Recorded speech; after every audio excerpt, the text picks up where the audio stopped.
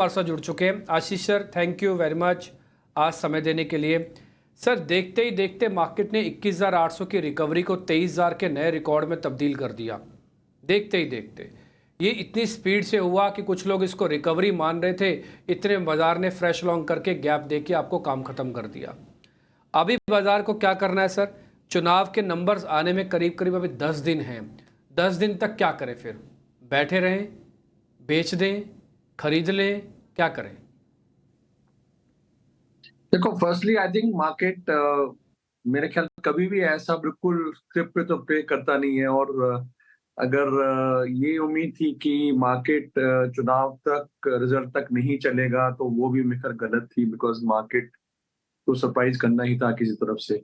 और दूसरा, जहां तक मेरी कन्विक्शन है, मेरे मुताबिक ये जो बुल मार्केट है ये अभी भी बहुत लेग्स और हैं, regardless of whatever the outcome is. June 4th का जो आउटकम है, that can either give you a one small pump on the higher side, जो अब आफ्टर दिस रैली वैसे ही बहुत ज्यादा नहीं होगा, और या फिर इट कैन करेक्ट बैक जो पूरा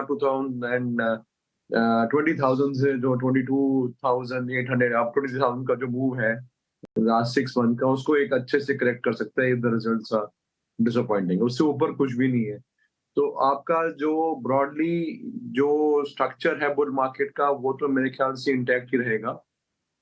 और जहां तक बाइंग का सवाल है, आपको अपना कन्विक्शन देखना है, कहाँ पे आपको स्टॉक्स है, कौन से स्टॉक्स आपको ठीक लग रहे हैं, और कहाँ आपको तेजी आपके मुताबिक बनी रह सकती है। मेरे मुताबिक जो सेक्टर जहाँ पे थोड़ा सा मेरे को लग रहा है एक्सेस हो रहा है, that is the entire PSU space. मैं ये नहीं कह रहा कि बिल्कुल खत्म हो रही है rally, but I think excess हो रहा है, बहुत ही ऑब्वियस इजी ट्रेड हो रहा है। तो I think that is where जहाँ पे थोड़ा ध्यान रखना चाहिए। तो तकरीबन नो ब्रेनर जैसे स्टॉक्स लाइक आरईसी, बीएल, कहीं ना कहीं अगर करेक्शन आती है मार्केट में तो वो काफी एक बार करेक्ट कर सकते हैं। Other than that I think broadly अगर मार्केट्स में देखा जाए तो देयर आर पॉकेट्स जहाँ पे अभी भी स्कोप बहुत अच्छा है। आईटी सेक्टर मेरे मुताबिक काफी देर के बाद थोड़ा थोड़ा करके वापस आ रहा है, मोमेंटम पिक कर रहा है, और इसमें बहुत सेफ्टी है आपके पास, क्योंकि पिछले 2-3 साल का अंडर परफॉर्मेंस है, और मजबूती है, नंबर्स भी कोई बुरे नहीं आ रहे।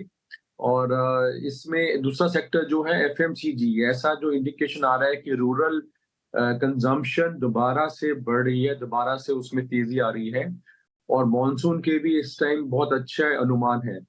तो अगर मॉनसून ठीक ठाक रहती है तो एफएमसीजी स्टॉक्स में दोबारा तेजी आ सकती है। Again lying low for some time, HUL हो या आईटीसी हो, नेस्ले हो, इन सब ने कोई बहुत ज्यादा कुछ नहीं किया पार्टिसिपेट अभी तक। आईटीसी ने पहले 2023 में किया था, उसके बाद वो भी पिछले ऑलमोस्ट एक साल से साइडवेज है। तो मेरे मुताबिक इनमें इन पॉकेट्स में आप सेफली इन्वेस्ट कर सकते हैं। आपका IT sector, FMCG, select pharma stocks, यहाँ पे दोबारा आ रहा है मोमेंटम। आपके ऑटो में अभी भी मेरे मुताबिक जैसे मारुति है और प्लस जो अच्छी ऑटो एसेसरीज हैं, उनमें मेरे मुताबिक अभी भी स्कोप बहुत अच्छा है। आपका अगर साल से ऊपर का होल्डिंग पीरियड है तो डिक्लाइंस में आप अभी भी बाइंग कर सकते हैं। तो इंडिविजुअल पॉकेट जहाँ पे मेरे को नहीं लगता कि मार्केट को लेके कोई ज्यादा चिंता होनी चाहिए। और जून 4th को मेरे मुताबिक ओवर रिएक्ट किया जा रहा है। मेरे मुताबिक तो इट विल बी लाइक, अब जैसे अब थोड़ा चल भी गया मार्केट, तो I think it almost be like non event. वो एक दिन थोड़ा वोलेटाइल होगा आपका, डेफिनेटली फ्राइडे जो एग्जिट पोल से पहले वोलेटाइल होगा, मंडे को वोलेटाइल होगा depending on what the exit poll conclusions are, and Tuesday of course volatile होगा। 2-3 दिन की वोलेटिलिटी के बाद I think market will stay on course, जो चल रहा है वही चलेगा। तो मेरे को लगता नहीं कि बहुत ज्यादा उस पर फोकस करना चाहिए। आपकी स्टॉक सिलेक्शन पे फोकस करो, तो आई थिंक आप ज्यादा स्टेबल भी रहोगे, आपकी पोर्टफोलियो की अर्निंग्स भी ठीक रहेंगी, और जो ये नॉइज है वो जैसे सेटल होगा तो नॉर्मल जो ट्रेजेक्ट्री है मार्केट की, उस बेसिस पे वो दोबारा चलना शुरू हो जाएगा। पहले खबर आई थी कि उनको नए ऑर्डर मिले हैं।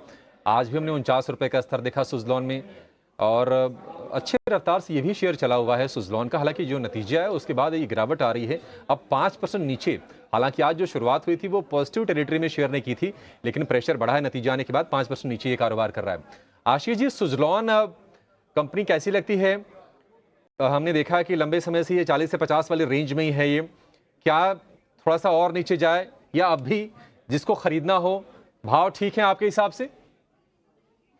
भाव ठीक है, आपका थोड़ा नजरिया लंबा होना चाहिए और मैं नहीं मानता कि ये रेंज में बहुत देर फंसा हुआ है, क्योंकि आप अगर देखें तो ये 13-14 रुपए था कोई बहुत ज्यादा, मेकल आई थिंक अगर मेरी मेमोरी ठीक है तो अबाउट 9-10 महीने पहले, या मैं मैक्सिमम 1 साल पहले 14-15 रुपए से चला था। अब वहां से ट्रिपल से भी ज्यादा हो गया और फिर एक रेंज में थोड़े कुछ महीनों से लिए फंसा हुआ है। तो मूवमेंट, एक बहुत बड़ी मूवमेंट तो आ भी चुकी है। अब ऑब्वियसली कुछ देर तो यहाँ पे कंसोलिडेट भी करेगा, पर मैं ये मानता हूँ कि इसकी जो इम्प्रूवमेंट है ये बहुत ही रियल है और बहुत ही रिमार्केबल है, और आगे चल के इनका बहुत बेनिफिट है, क्योंकि इंडस्ट्री में डिमांड बहुत ज्यादा है। इनकी जो प्रोडक्ट है उसकी भी डिमांड बहुत अच्छी है, अपने आप में एक तरह से बहुत वेल एस्टैब्लिश्ड प्रोडक्ट है इनका। तो दोनों तरफ से ठीक है, इंडस्ट्री की टेलविंड बहुत अच्छी है और इनका प्रोडक्ट का भी एक्सेप्टेंस बहुत अच्छा है।